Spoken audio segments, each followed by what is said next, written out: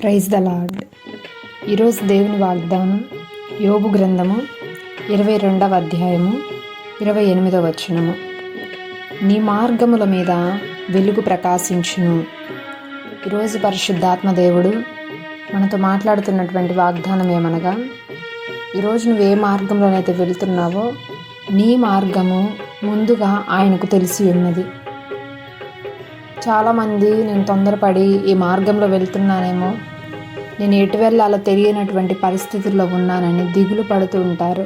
అట్టి వారితో దేవుడు ఈ దినము ఏమని మాట్లాడుతున్నారంటే, నీవు వెళ్తున్నటువంటి ప్రతి మార్గమును కూడా ఆయనకు ముందుగానే తెలుసు కాబట్టి ఆ మార్గమును దేవుని చేతికి అప్పగించాలి. తొందరపడి నిర్ణయాలు తీసుకోవడము, తొందరపడి మాట్లాడడము, తొందరపడి పని ప్రారంభించడము కాకుండా మనం వెళ్తున్నటువంటి మార్గము మీద ఆయన యొక్క వెలుగు ప్రకాశింపబడి మనము చేసే ప్రతి పనిలో చీకటి తొలగింపబడి వెలుగు రావాలి అనంటే, నష్టము తొలగింపబడి ఆశీర్వాదము రావాలి అనంటే మన మార్గములు దేవుని చేతికి అప్పగించాలి. మనం చేసే ప్రతి పని దేవుని చేతికి అప్పగించాలి. మనం తీసుకునే ప్రతి నిర్ణయము కూడా దేవుని యొక్క వాక్యానికి అనుకూలముగా ఉండాలి.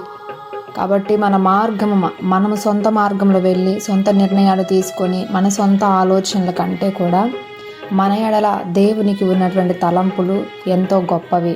ఆ సత్యాన్ని తెలుసుకొని ప్రతి ఒక్కరూ కూడా నా మార్గము మీద నీ వెలుగును ప్రకాశించి నాలో ఉన్నటువంటి నా మార్గంలో ఉన్నటువంటి చీకటి తొలగించు ప్రభువా అని ప్రార్థించినట్లయితే తప్పకుండా నీ మార్గంలో నీవు వెళ్తున్నటువంటి నీ ప్రయాణంలో ఉన్నటువంటి ప్రతి అపవాది యొక్క శోధనను కూడా తొలగించి ఆయన గొప్ప వెలుగును నీ మీద ప్రకాశింపచేసి నీవు చేసే ప్రతి పని నీకు అనుకూలముగాను విజయవంతముగాను ఈరోజు ఆయన మార్చునుగాక.